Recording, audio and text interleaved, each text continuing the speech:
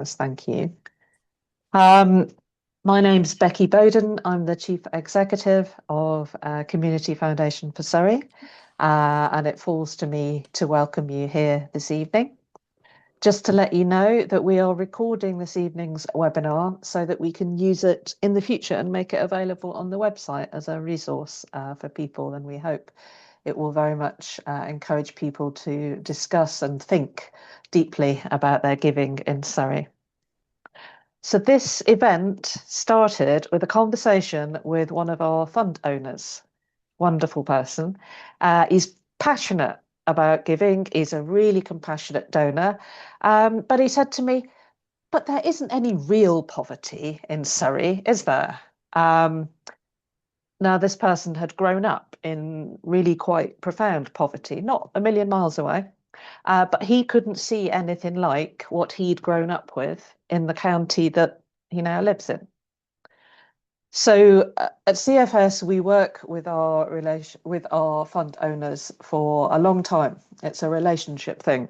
So we don't do fundraising. We don't have a target or whatever. So I could have said, if I was a fundraiser and I had a target and I wanted to keep him giving, I could have said, okay, and just let it go. But actually, because we're CFS, I said, oh, well, I'm really glad you shared that that's what you think.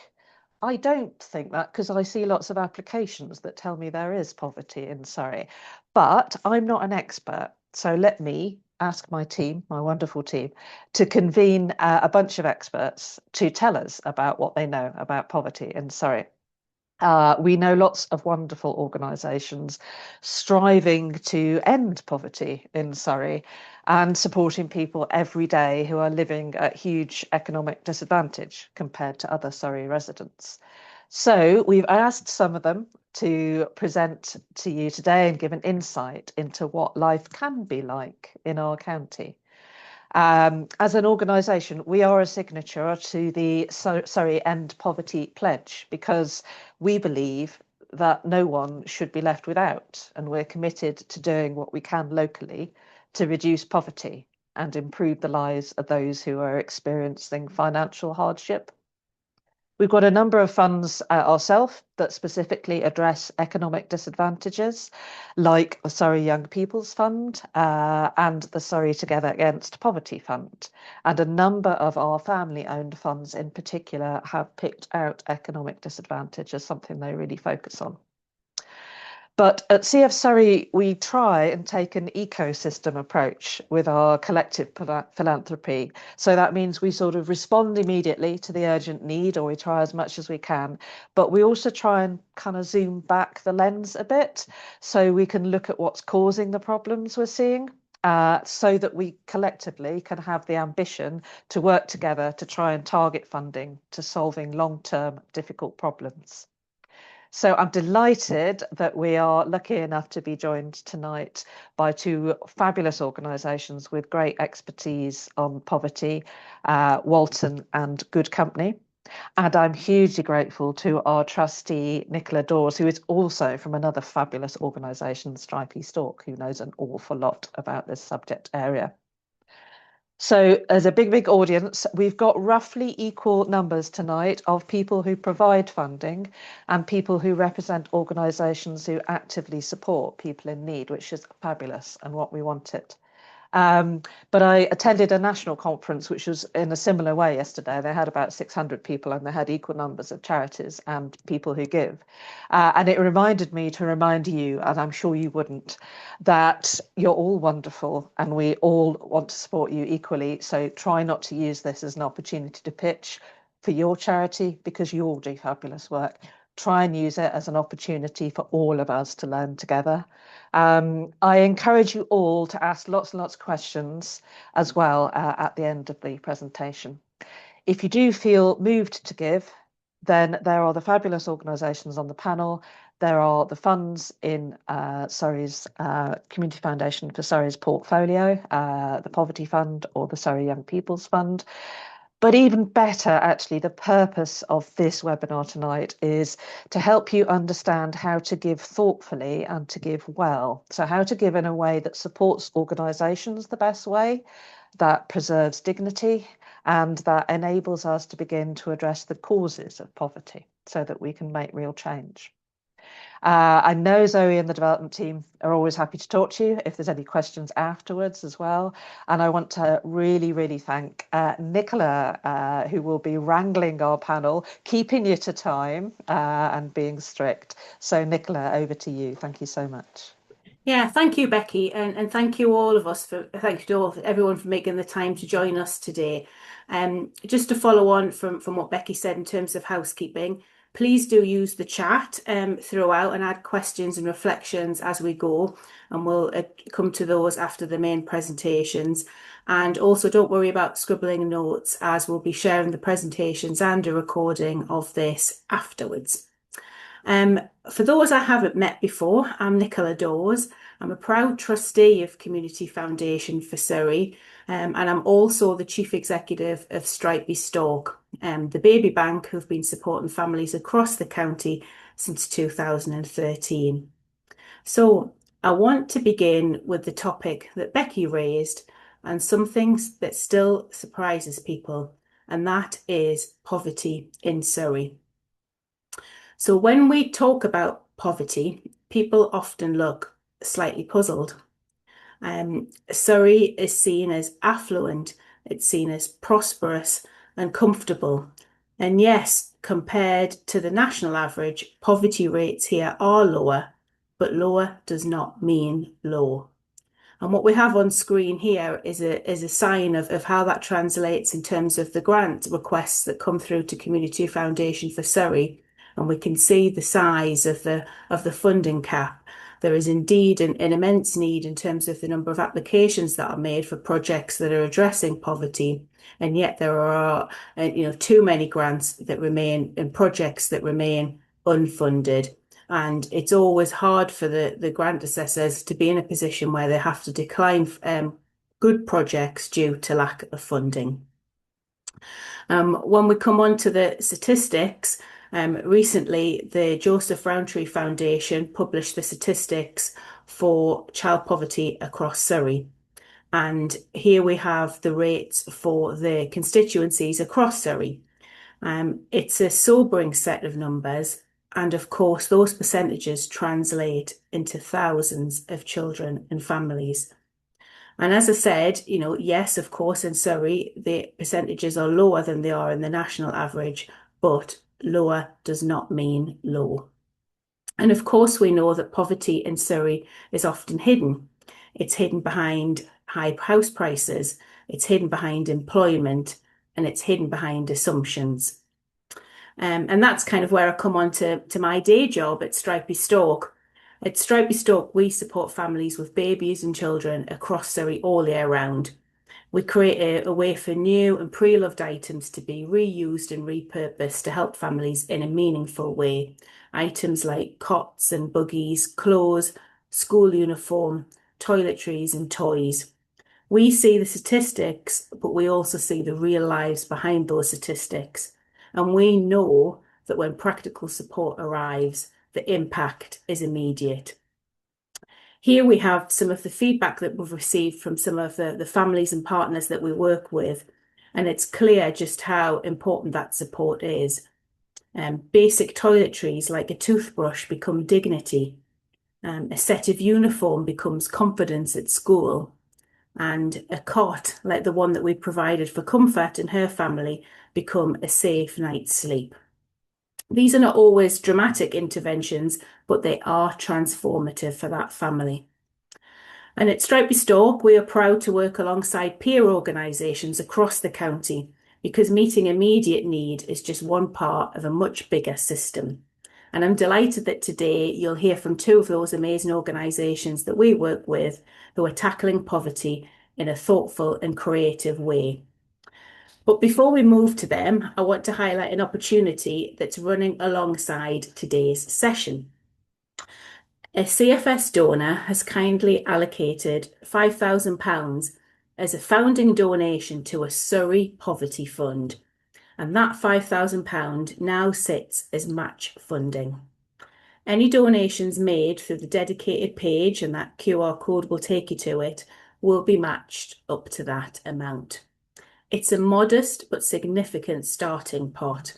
And if it unlocks additional giving and supports more of those projects, maybe some of those projects that have been unfunded up till now across the county, then that would be a really strong outcome from today. We'll return to this at the end, but for now, simply hold it in mind as we listen to today's presentations. Now, please let me introduce Jonathan Lees and the team from The Good Company.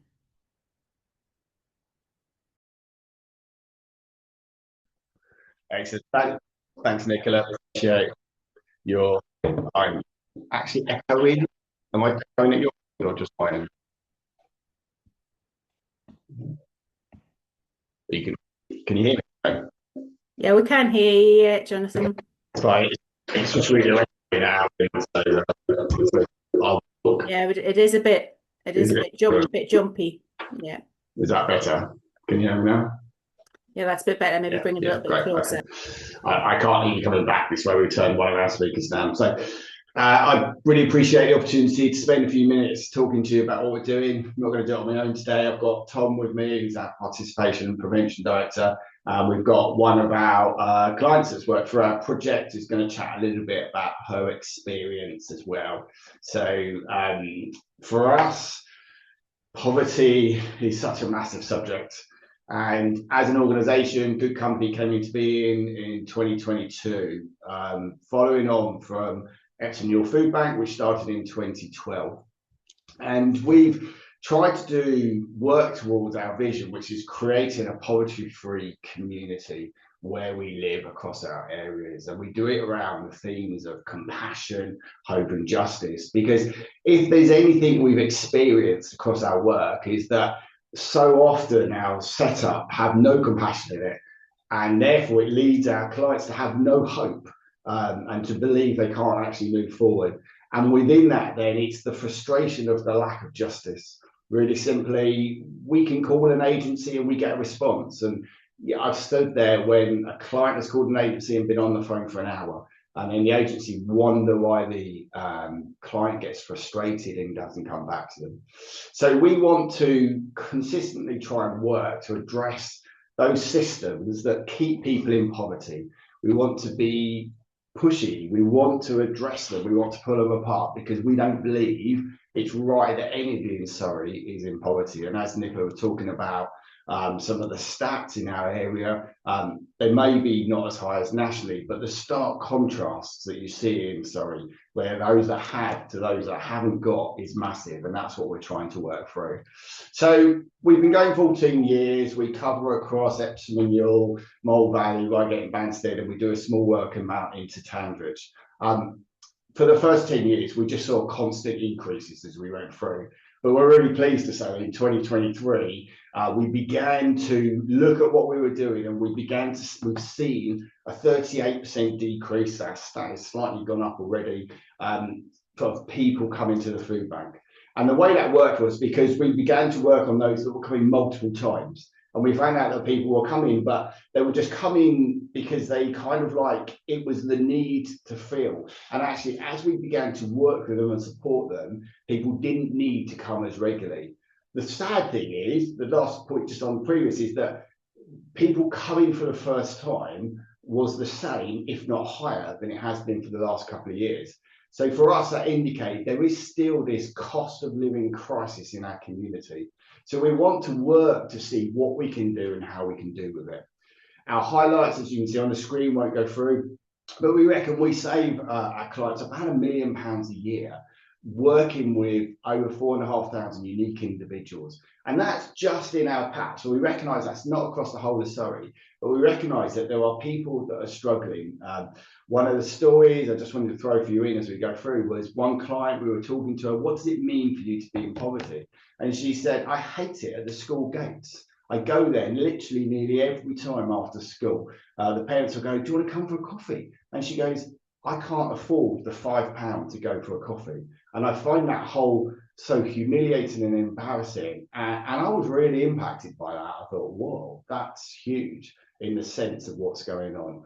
So what we're trying to do is support people as much as we can. We reckon we do about 38,000 supportive interactions.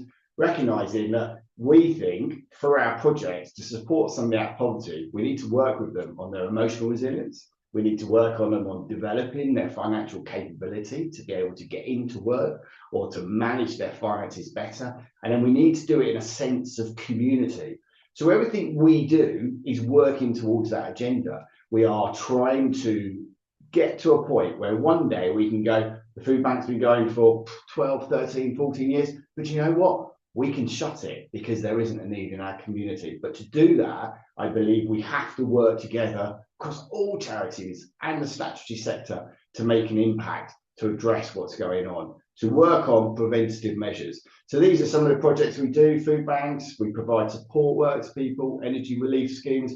We've just started a new scheme where people that are significantly in debt, we're saying if we can wipe off your debt, an energy debt, working with the energy company, can we change that person's narrative of their story? We're finding most of our clients are just constantly in debt. So if we can lift them out that little bit, which is sometimes taking a risk, can we change how they look at their life, give them some hope, take them out of the anxiety and the levels of low well-being that they're in, and begin to affect as they go forward. We run advice cafes where we try and bring together multiple agencies into the same place. What we've realised, we give somebody a flyer, 2% of people pick it up and follow it up. If we say, hey, let me introduce you to Tom, he can help you with debt, the success rate goes up to about 70%. So we know what's successful, let's work towards making that happen. Let's not worry about us as a charity. How can we improve the community and the people in poverty? And there's multiple projects to do that. I describe it as like peeling off the layers of an onion as we begin to support people constantly to move them forward.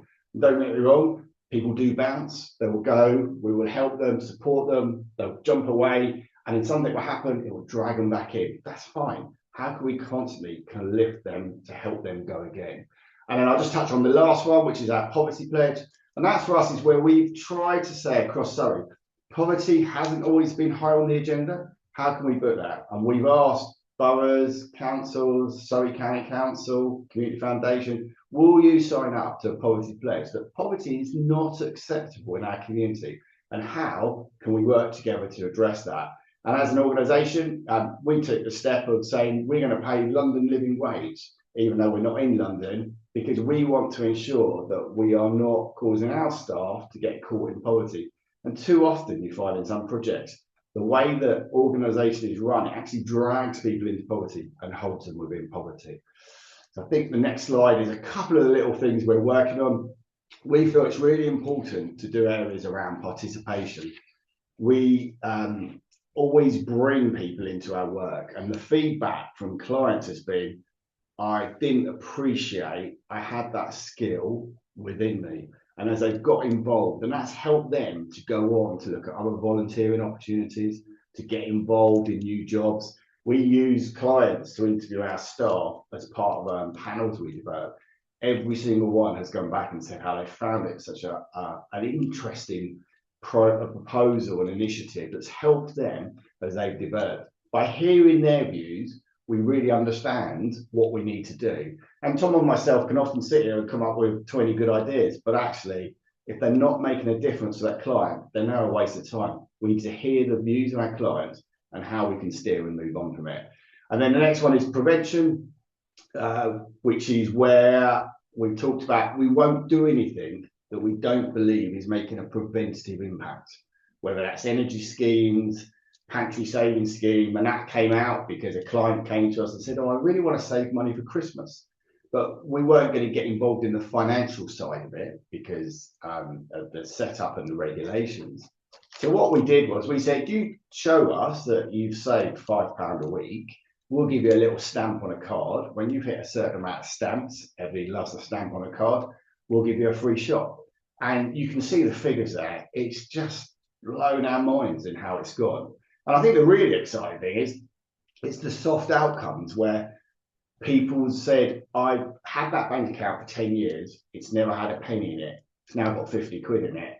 Wow, that makes me feel like I'm the richest person in the world kind of thing. And actually, when I need to go and buy something, I know I've got that as a backup. Or if my benefit doesn't come in for some reason, It's those soft outcomes where you're beginning to support somebody's well-being, to get them up, go again, hope for the future.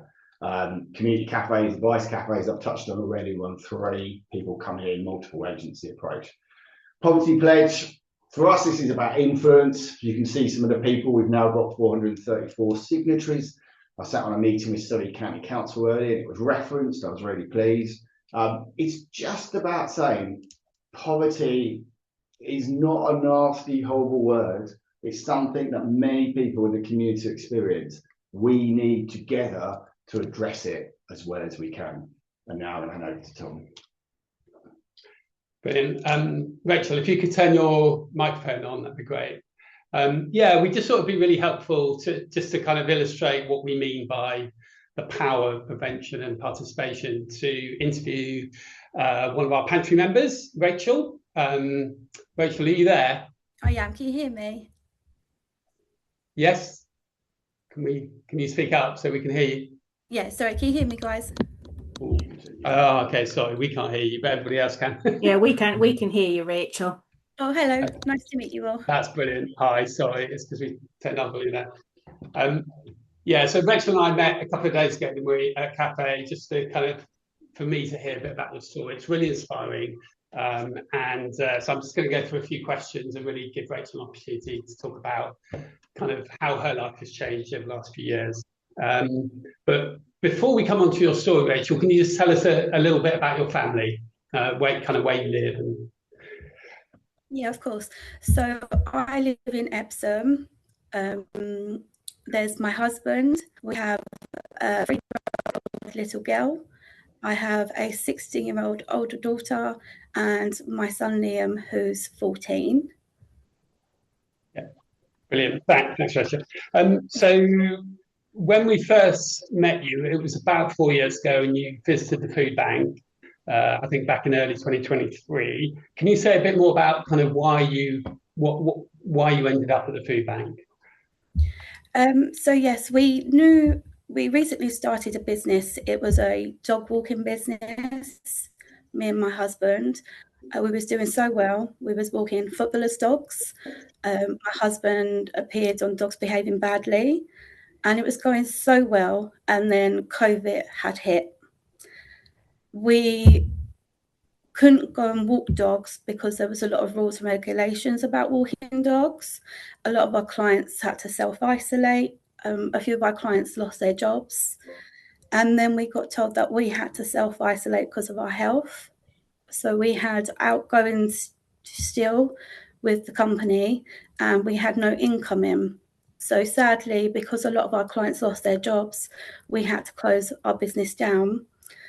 We had to go on to universal credit. So we had a month of no money, and they recommended us to go to the food bank. We visited the food bank about 3 times, and then I was told about the Epsom pantry.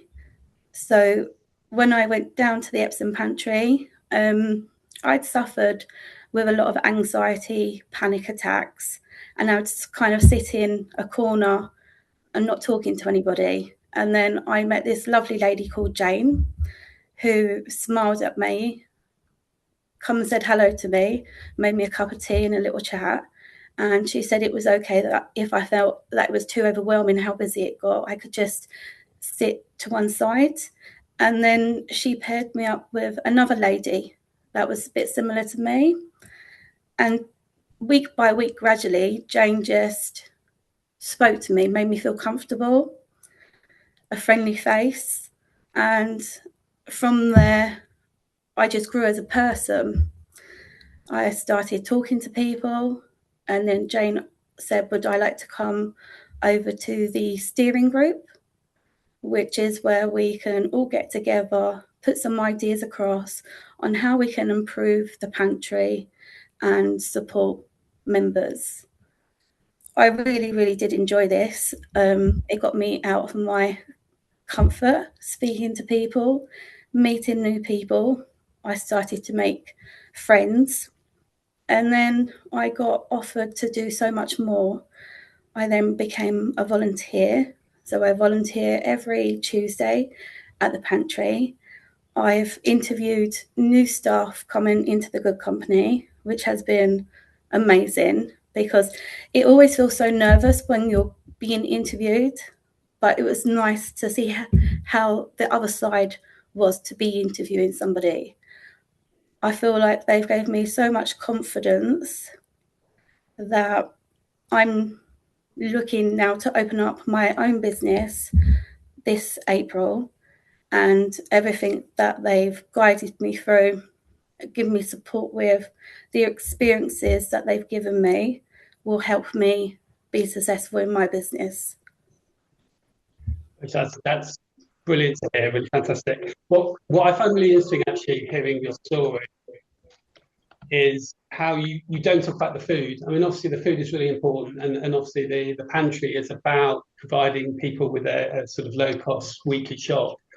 And that's obviously, that is really helpful. But actually what you talk about that's more important is the impact on your mental health, the impact on your confidence, and how that's going to help you to kind of look forward. Can you tell us a little bit about your plans? I know you've got some exciting plans over the next few months and even years. What are your plans and what are your hopes looking forward? So I'm actually going to be debt-free in April, the second week of April. The good company has helped me be able to save, because I've not been able to get credit cards. So if the washing machine breaks down or the cooker breaks down, I have learnt to save for those important things that could come up, and then it's a lot easier for me to deal with those.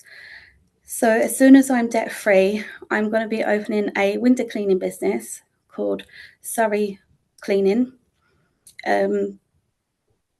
I'm going to be doing gutter vacuum, and my hopes for the future is that my business does really well, I make lots of money, and I can give back to the good company, because throughout my whole entire journey, I've had the good company by my side.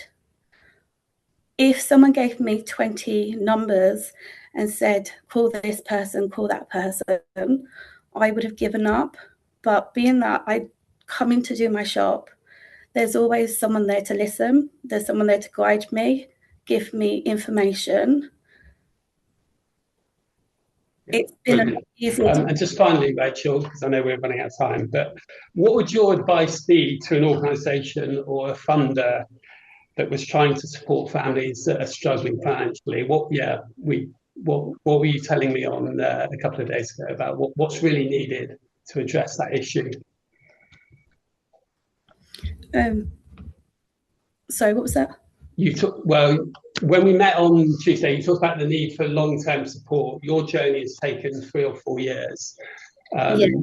What would your advice be to the kind of organisations or funders that were looking to tackle poverty? So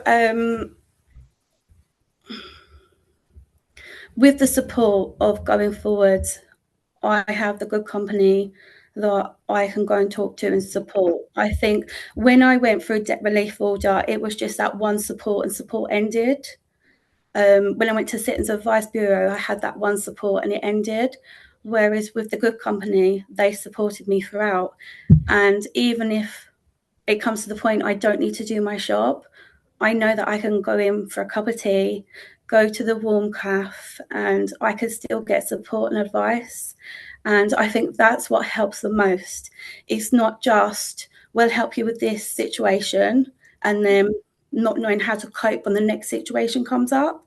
They've run alongside me for every situation. And I think that works best, because I would give up if I was doing it by myself.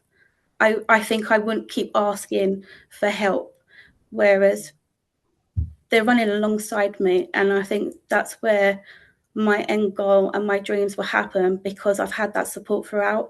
It's not just been a one-time moment support. Yeah, and that really ties in beautifully with what we're trying to do, which is creating a strong support network for people. I should just say, though, that 95% of the credit for what's happened to you actually is down to you. We've been now on the journey with you, and it's been a real privilege. But actually, you have done most of the work. But thank you for sharing your story. You're welcome. I couldn't do it without you guys, so thank you. Thank you. Thanks, Rachel. Do appreciate it. So I think we've just got one last slide, which is for us the sort of next steps. That I think the key of it for us, you can see a couple of quotes of clients that we've supported and worked through, that we need to build relationships, encourage investment in the projects. These things don't happen overnight. They're long-term impact.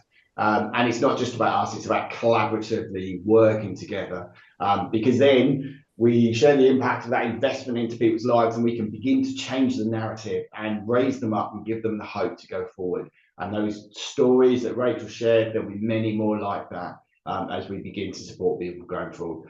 Thank you for listening. Hope you found that interesting. Back to Nicola.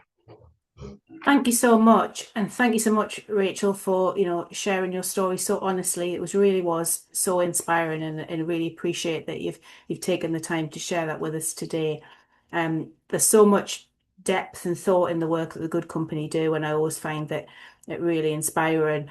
I know at Stripey Stork we've valued our involvement in the Poverty Truth Commission, and we know that working with those who have direct experience of living with poverty, when they help shape the solutions, then the outcomes are definitely stronger. So thank you for taking a lead on this work. And now I'm pleased to introduce Rob Mills and the team from Walton Charity. Thanks, Nicola. And just to echo, thank you, Rachel, for sharing your story tonight. So Walton Charity, as Jonathan just mentioned, finishing off there about the long-term impacts of organisations, that leads well into who Walton Charity are.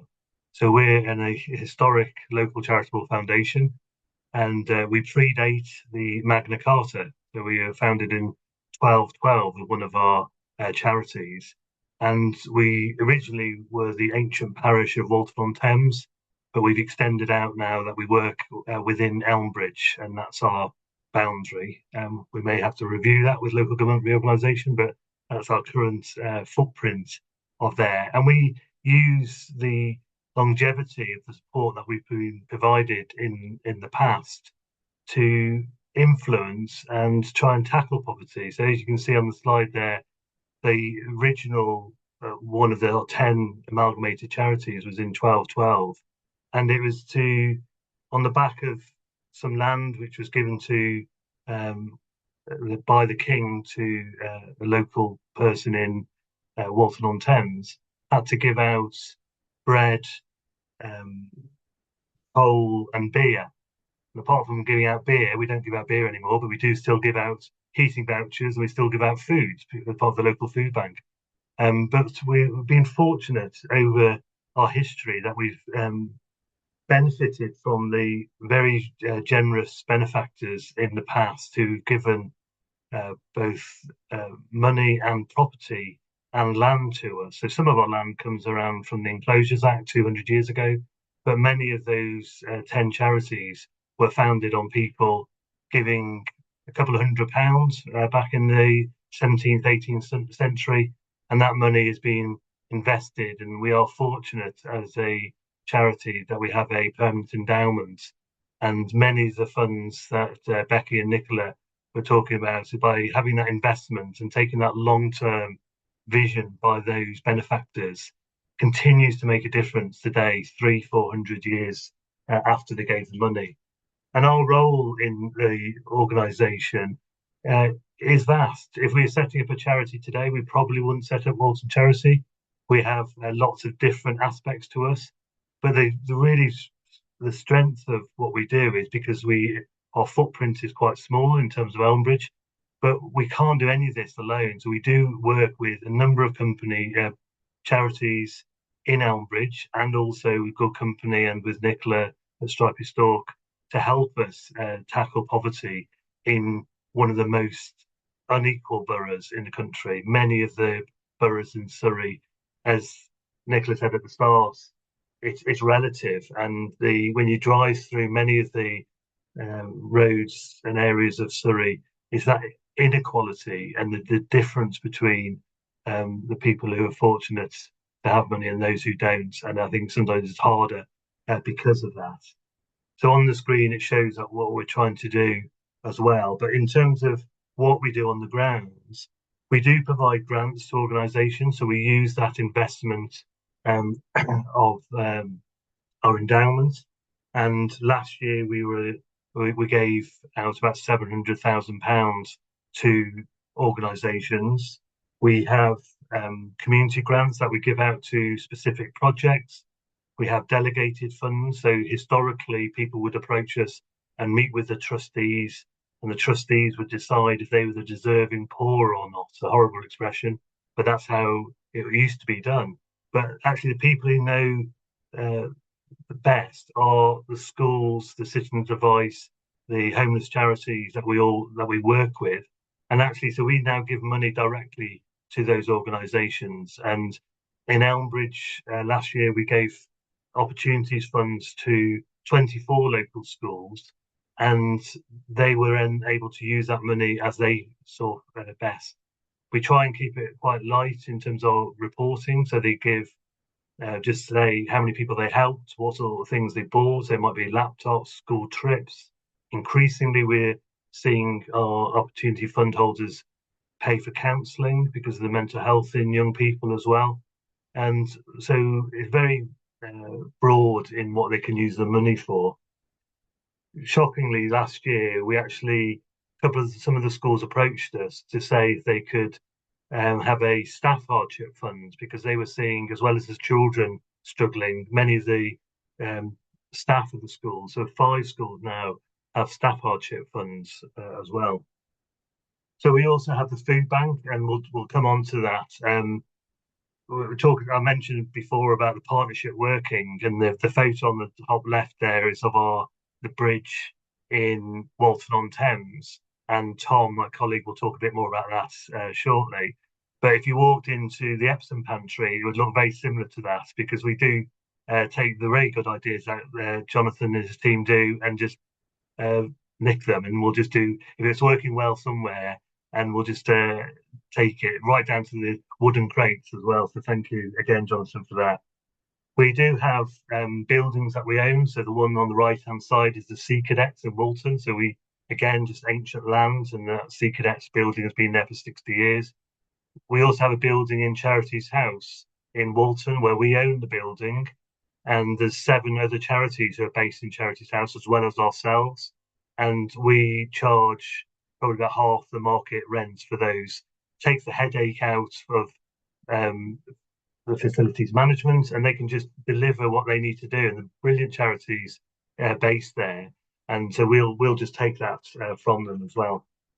I'm going to hand over to my colleague Tom now, who's going to talk about some of the research that we've been doing over the past couple of years, and also some of the projects that we've been working on in Elmbridge. Over to you, Tom. Thanks, Rob. Hi, everyone. Nice to be here. So yeah, as Rob said, a key role for us is raising awareness of poverty within the local area. And a crucial part of this is gathering evidence and also commissioning research into poverty locally, some of which I'll be talking through today. So all the research which we conduct ourselves or commission, we make publicly available on our Elmbridge Poverty Profile webpage, which we regularly update and has been used as a resource and cited by local journalists and also local councils. So it ends up directly influencing decision making locally. We are also launching the Elmbridge Poverty Truth Commission later this year. So it's our own version of the commission, which the Good Company talked through earlier. And this is an approach which we hope will bring together local people with lived experience of poverty and also decision makers to affect long-term sustainable change within the area. Next slide, please. Thanks. So I thought this would be a good example of what the national perception of Elmbridge is like, and really what we're kind of up against in how we raise awareness of poverty locally. So Elmbridge has gained the moniker in the national press of the Beverly Hills of Britain, I suppose because there's football players and celebrities live here. But this also serves to obfuscate some of the real issues within the borough. Next slide, thanks. And some of these issues are the average house price is pushing 750,000 now, which is one of the highest in the southeast. When you compare this to the median annual pay in Elmbridge, that's around 40,000. This represented as a annual mortgage payment would be 38,000. So that's about 96% of the median annual net pay, which is the highest in Great Britain outside of London. Children are also disproportionately affected. So after housing costs, 1 in 7 children are living in poverty within the borough. Affordable housing is also a problem. So the government assessed need is about 650 new homes in the borough per year, about half of which need to be affordable. However, our delivery is way below that. So around 70 on average affordable homes are being delivered every year. So this is way below. And the really key finding of our research is the extent of in-work poverty within the area. So that's households in poverty in which 1 or more people are working within the household. There are a number of reasons for this. There's inflation's continuing to outstrip wages. Private rents are very high, on average about £18.50 per month. And this means that actually around 7 in 10 people are in poverty are from working households, which often people find surprising. And this actually rises for children to 3/4 of children are in poverty are from working families. And one of our flagship responses to this finding in our research was to open the bridge, which Rob has talked a little bit about. So we opened this coming on 3 years ago now. The downstairs of it looks like very inviting, very homely, local grocery shop. We call it a shop without a till. So people come in, they come in off the high street, do their weekly shop, and they just don't pay at the end. And we also have advice services upstairs, and this is specifically targeted for working families with children aged under 18 who might not have access to statutory support and might be undergoing crises where they need emergency financial assistance. So this is one of the testimonials from a single working parent with 2 sons who accessed the bridge, and she found it really transformative. It really helped her through a difficult time, and she called it a lifeline. So yeah, we've had lots of really lovely feedback. Cool. And I'll hand back to Rob now to talk a bit more about our almshouses.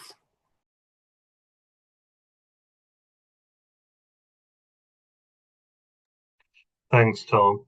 So in response to the research that we carried out a couple of years ago, one of the big issues, as Tom's highlighted, is the cost of housing, both to buy and also to rent as well. So we decided to invest some of our permanent endowment into property.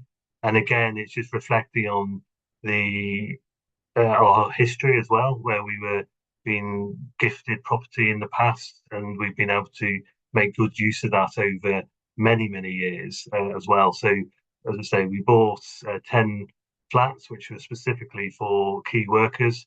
So our other almshouses are for people over 55, but these were key worker accommodation, which I can talk a bit more about later if there's time after questions. So if you want to move on to next, just a quote from one of the residents there.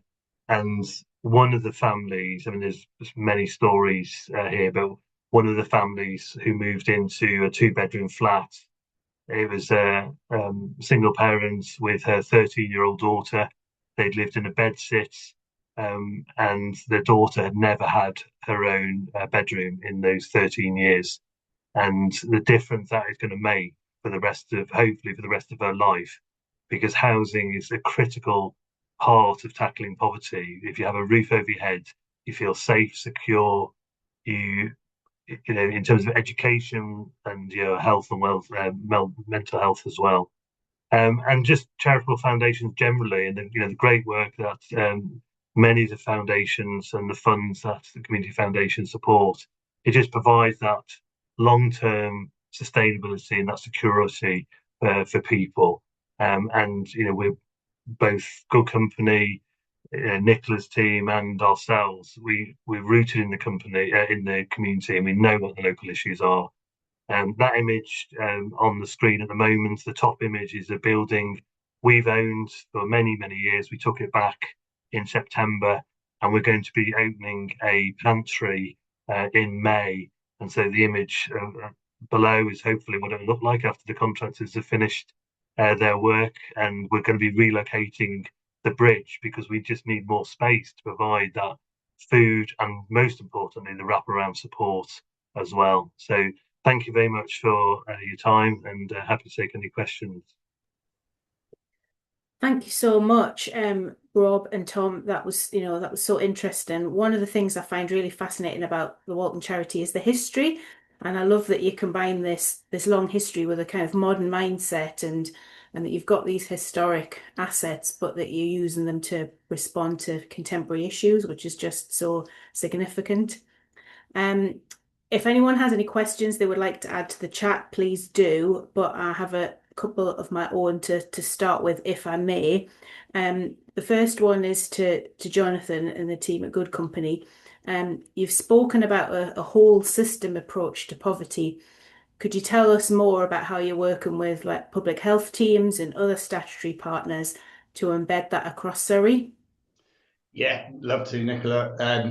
I think the thing I touched on earlier about the poverty pledge is that sort of overarching thing where we've encouraged literally everybody to sign up, and the aim being that as people sign up, we ask organisations to do like a review of what they're doing, and this is because we realise that a lot of people that come to us are caught in poverty, whether it's through low income. I remember a story of a lady that was a trainee solicitor. She qualified, she got a job with a big corporate, she was employed, she did some work for them, she put it into them, she was a single mum. She put it in on a 30-day turnaround. They paid her on 90 days. What that meant is that 60 days, that sunk her back into poverty. And she was devastated. And she nearly lost like her home because of it. And so for us, it's about trying to say, what do you do that you don't even appreciate that makes people get caught in poverty, and how does that affect you? But I think also then for us, it's about exploring how can we go upstream? How can we be more preventative? We're working with organisations, again, I sat in a chat earlier where they've done some work with clients who get caught in poverty, and the majority of them end up at A&E at some level. And we were talking about how can we go upstream to support people, support them in their well-being, support them in their mental health, support their anxieties. And we can only do that by coming together to work together collaboratively to address what's going on, and bring people into a sense of community. We have very clearly found that where people work together, Rachael touched on it, put them with another client, they could chat, you begin to change the narrative of what goes on. And that's what we need to do, is to say it's not about us as Good Company, it's not about Stripey, Stork or Walton Charity, it's about how can we support the people in our community to feel confident, to get up, to go again, get a job, build their lives, change their story. And we can only do that by challenging health, challenging the statutory sector, challenging other charities, challenging how that money, but we do need a long-term consistent programme to make that happen. Thank you. That's really helpful. Sorry, Tom, John, were you going to add something to that? I was just going to add one little thing. One thing we hear again and again from our clients and members is that although there's a lot of support out there, they don't know where to go for help, and they don't know where to get in, how to access it, particularly if they haven't experienced poverty before. And so one of the things we've done is to try and create systems like advice cafes, like an online referral network that we're just about to set up called CFSurrey, where organisations can make warm referrals to each other and connect people to the support they need, because usually people come to us with multiple issues. It's not just they haven't got enough food, it's there might be a debt problem, they might be struggling with mental health or domestic abuse, and so we really need to be able to find ways of connecting people in to get all the support they need. No, thank you. That's really interesting. Rob, you touched on almshouses, and I think that's something that I do find is really interesting, particularly for key workers. Was there anything else you wanted to share about how that model works in practice, or the difference it's making? Yeah, the almshouses are the oldest form of social housing. There's almshouses in the country which have been around for over 1,000 years.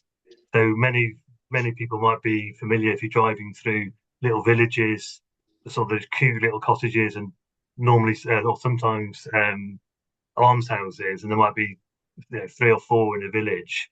And for us, we've had almshouses in Walton for 250 years, so not that long in the scheme of things.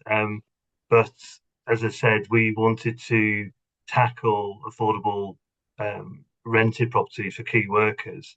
And so, for example, in the properties that we bought last year, the 2 bedrooms flat market rent would be £2,400, which is really unmanageable for many people. But key workers, as I say, the definition is very broad that we use. So we have cleaners who work in care homes, we have staff who work in the local SEND school. So we haven't been too prescriptive about it, but it's so broad, the key workers. But the rent we're charging is about £1,400, so it's about 60%. And the residents there are beneficiaries of the charity. So they're unlike traditional social housing where you'll have a tenancy, you'll be the tenant and you pay rent. You'll be a beneficiary of the charity. So as long as they remain a key worker, they can stay in that property, and we'll have regular conversations with them and also provide additional support. So when many people moved in, they didn't have much furniture. So again, we just linked in with people who were able to provide that support, and we continue to provide support for them as well. But hopefully, as their circumstances change or improve and they're able to save, they may be able to move on to other accommodation. But because we used our permanent endowments to buy those properties, it means those properties are now there in perpetuity as well. So we're never going to, well, if we sold them in 100 years, 150 years' time, the money would have to then go back into our endowments and to continue that positive work in tackling poverty in a very expensive area of the country. I mean, across the country, there's 1,600 almshouse charities and over 30,000 homes. As I say, many of them are quite small, just 3 or 4 in little villages. We have 125 almshouses in Elmbridge.